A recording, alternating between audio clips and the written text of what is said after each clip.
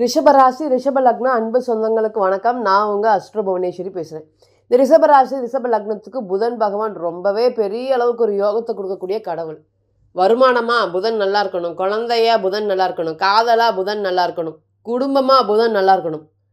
எல்லா விஷயத்தையும் பெரிய அளவுக்கு இருக்கக்கூடிய பெரிய பொறுப்பு எல்லாமே புதன் தான் கையில் வச்சுருக்காரு. அந்த புதன் பகவான் நீசம் அடையக்கூடிய 11ஆம் தேதி ஏப்ரல் மந்த்துக்கு மேலே இருக்கக்கூடிய பலன்கள் எப்படி இருக்க போகுது, ரிஷபராசி ரிஷப லக்னம் இன்றைக்கி ஃபேஸ் பண்ணிட்டு இருக்கக்கூடிய சுச்சுவேஷன் என்னன்னு நிச்சயமாக பார்க்கலாம். முதல்ல ஒன்று தெரிஞ்சுக்கோங்க, எந்த ஒரு விஷயத்தையுமே ஒரு பிரச்சனையோடைய தாக்கம் வீரியம் நகர்ந்து கொண்டே இருக்கிற மாதிரி கிரகங்களும் நகர்ந்து கொண்டே இருக்கும். இப்போ நீங்கள் தனித்துவமாக இருக்கக்கூடிய இந்த 2 மணி நேரம் பிறக்கக்கூடிய லக்னம் லக்னாதிபதியோடைய பலன்கள் தான் நிச்சயமாக மாறுபடும். நம்ம சொல்லக்கூடிய அனைத்துமே ராசி உண்டான பொது பலன்கள் மட்டுமே தான். அப்போ ரிஷப ராசி மற்றும் ரிஷப லக்னத்திற்கு தனிப்பட்ட ஜாதகம் அப்படிங்கிறது தான் கிளியர் கட்டாக பதில் சொல்லும். நம்ம சொல்லக்கூடிய கோச்சாரம் அப்படிங்கிறது 20 to 30% மட்டுமே தான் பலன்கள் பொருந்தி வருங்கிறத மறந்துடவே கூடாது. ரிஷபம் அப்படிங்கிறது சாஃப்ட் நேச்சர், எல்லா விஷயத்தையும் எல்லாத்துக்கும் விட்டு கொடுக்கறது. இதுக்கு மேலே விட்டு கொடுக்கறது வாழ்க்கைக்கு எதுவுமே இல்லை அப்படிங்கிற அளவுக்கு எல்லாத்தையும் விட்டு கொடுத்துருவாங்க. ரொம்ப சாஃப்டாக இருப்பாங்க. எல்லா விஷயத்தையும் மறந்து போ கடந்து போ, ஒரே வாக்கியம் தான் ரிஷபத்தை பொறுத்தவரை. எல்லாத்தையும் மறந்துடுவாங்க. திருப்பி திருப்பி அவங்களுக்கே ஒரு சண்டை வருதுன்னு வைங்களேன், அந்த சண்டையை மனசில் வச்சுக்கிட்டு போட்டிகளாக பொறாமைகளாக மாற்றி அதை விஷயத்தை தூக்கிட்டு போகவே மாட்டாங்க. அப்போவே பேசுவாங்க, அப்போவே மறந்துடுவாங்க. அடுத்தது அப்படிங்கிறது என்னன்னு போயிடுவாங்க. அதனாலேயே நிறைய இவங்க இழிச்ச வாய் பட்டம் அப்படிங்கிறது யார் அதிகமாக இன்றைக்கி வாங்கியிருக்காங்க அப்படின்னு கேட்டிங்கன்னா ரிஷபம் தான். இவன்கிட்ட போனால் இவங்ககிட்ட போனால் சீக்கிரம் ஏமாத்திடலாம், இவங்க ஏமாந்துருவாங்க அப்படிங்கிற மாதிரியான பேர் உங்கள் இந்த ராசி பொறுத்தவரை இருக்கானா? உண்மையா அப்படின்னு கேட்டிங்கன்னா உண்மை இல்லை.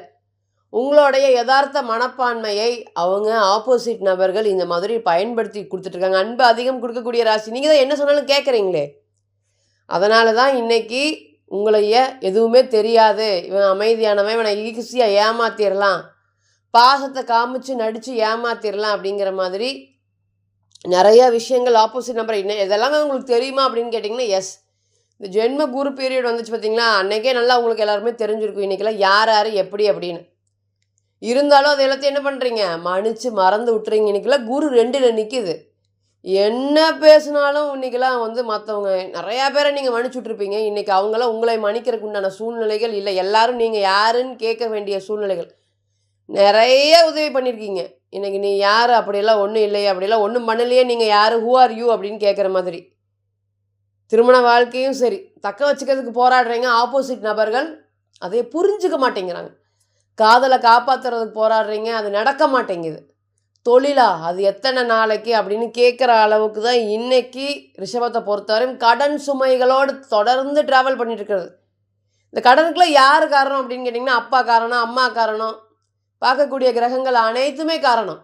ஆனால் அது உங்களுக்காக நீங்கள் அதை பண்ணிக்கிட்டீங்களா அப்படின்னு கேட்டிங்கன்னா இல்லவே இல்லை. அப்பா நல்லா இருக்கணும் அப்படின்னு நீங்கள் வாடகை வீட்டில் இருக்கிறது, உங்களோட அப்பா அம்மாவை சொந்த வீட்டில் குடி வைக்கிறது, நீங்கள் ஃபேன் இல்லாமல் இருப்பீங்க, அவங்களுக்கு ஏசி போட்டு கொடுப்பீங்க. ஏன்னா உங்களோட ராசியோடைய பண்பு அப்படி. சாஃப்டாகவே நடந்துட்டு சாஃப்டாகவே பேசிட்டு எல்லாத்தையும் யதார்த்தமாக தன்மையிலோடய கொண்டு போகிறீங்க. இன்றைக்கி நிறைய நம்பிக்கை துரோகங்களை யார் ஃபேஸ் பண்ணினாங்க அப்படின்னா நீங்கள் தான்.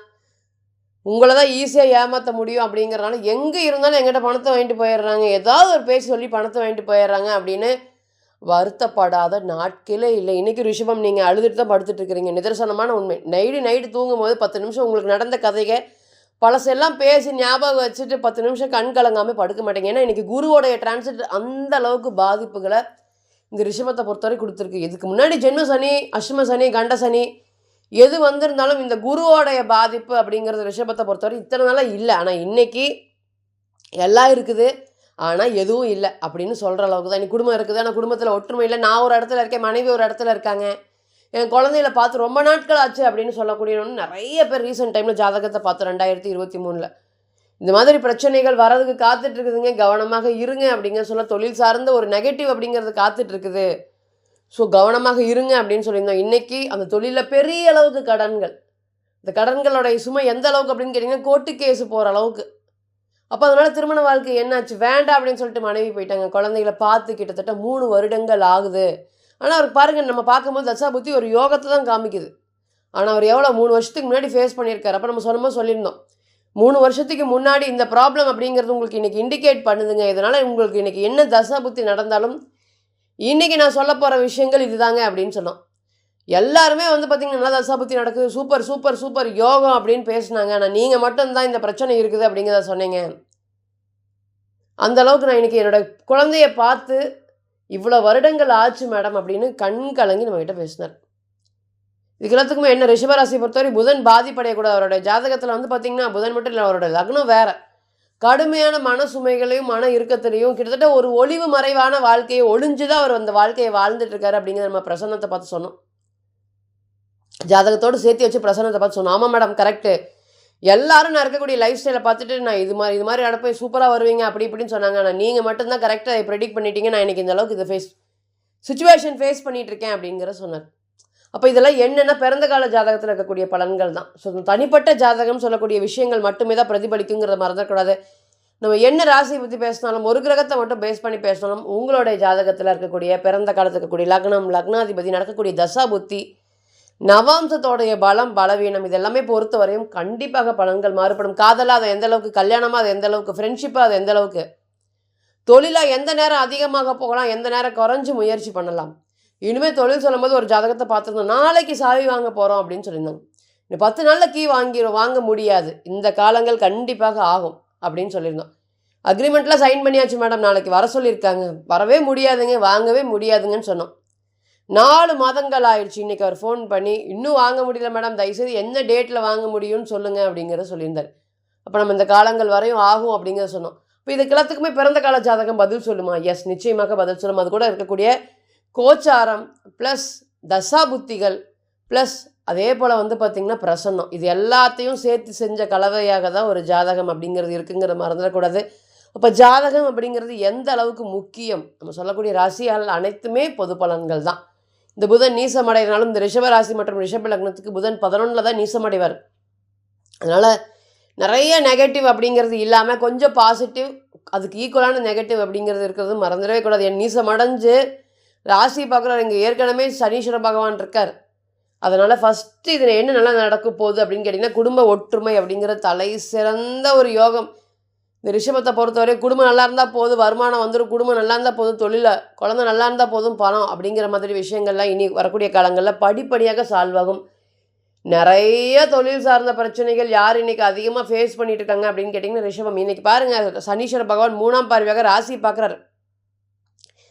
இருக்கிற இடத்துலேருந்தே வேண்டிக்கோங்க, ஓம் சனீஸ்வர பகவானே போற்றி போற்றி. இந்த ராசியை பொறுத்தவரைக்கும் 2 யோகாதிபதி, சனி 1 புதன் 1, 2 நல்லா இருந்தால் போதுங்க, வாழ்க்கையை நீங்கள் எங்கேயோ தூக்கி கொண்டு போய் விட்டுரும். எந்த தசாபுத்தி நடந்தாலும் இந்த 2ஓட அந்தரமோ இல்லை புத்தியோடைய துணைனால நம்ம வாழ்க்கையில் எந்த அளவுக்கு ஜெயிச்சிடலாம் அப்படிங்கிறத சொல்லலாம்.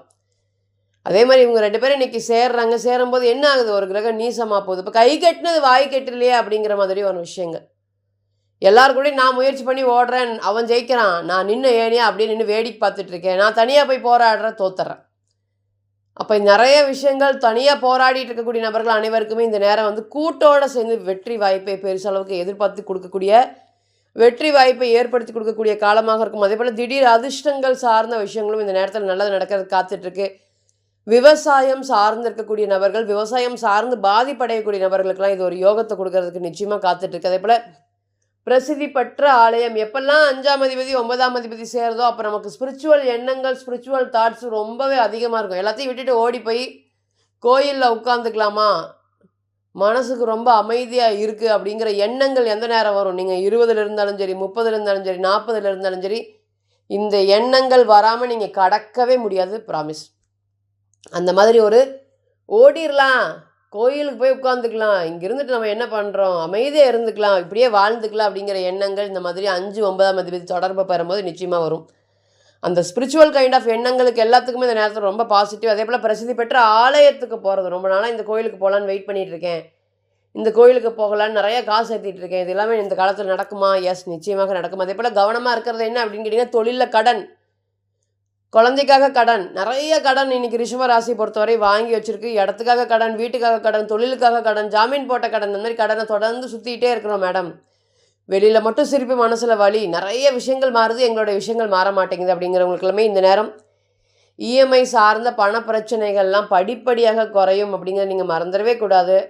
அதே போல் தொழில் ஸ்தானத்துக்கும் வேலை ஸ்தானத்துக்கும் இது கடுமையாக பாதிப்பை கொடுக்கும் அப்படிங்கிறத நீங்கள் மறந்துடக்கூடாது. ஸோ தனிப்பட்ட ஜாதகத்தை தான் எந்த அளவுக்கு பாதிப்பு, எந்த அளவுக்கு பிரச்சனைகள், அது பிரச்சனையே இல்லையா, இல்லை வெளிநாடு போகலாமா, இல்லை தொழில் சார்ந்து பண்ணலாமா, வேலைக்கு போயிட்டு தொழில் பண்ணலாமா, இந்த மாதிரி கேள்விகளுக்கு பதில் சொல்கிறதுக்கு காத்துட்ருக்கு. ஸோ தனிப்பட்ட ஜாதகத்தை நீங்கள் ஆலோசனை பண்ண விருப்பப்பட்டீங்கன்னா கீழே இருக்கக்கூடிய நம்பருக்கு காண்டாக்ட் பண்ணுங்கள். நான் வணங்கக்கூடிய நரசிம்மர் உங்கள் எல்லோருக்குமே நல்ல வளமான வாழ்க்கையை ஏற்படுத்துகிறேன் நான் நிச்சயமாக பிரார்த்தனை பண்ணிக்கிறேன். மீண்டும் ஒரு பதிவில் உங்களிடம் சந்திக்கும் வரை உங்களிடமிருந்து விடைபெறுவது உங்கள் அஸ்ட்ரோ புவனேஸ்வரி. நன்றி, வணக்கம்.